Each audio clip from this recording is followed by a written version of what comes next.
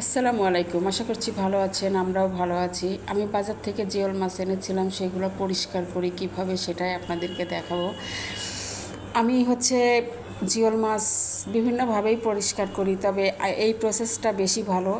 পেঁপের চোচাটা বা খোসা যেটা, সেই খোসাটা আমি ব্লেন্ডার করে নিয়েছি। ব্লেন্ডার করে তার সঙ্গে আমি দিয়েছিলাম চা পাতি, হলুদ আর লবণ।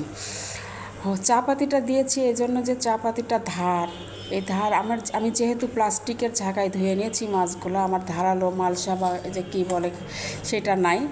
এই জন্য আমি এর সঙ্গে চা পাতি দিয়েছি, হলুদ দিয়েছি, লবণ দিয়েছি, দিয়ে একসঙ্গে 5 মিনিট রেখে দিয়েছি। 5 মিনিট বা 10 মিনিট রেখে দেওয়ার পরে আমি ধুয়ে নিয়েছি। দেখেন মাছগুলো কত চকচক করছে।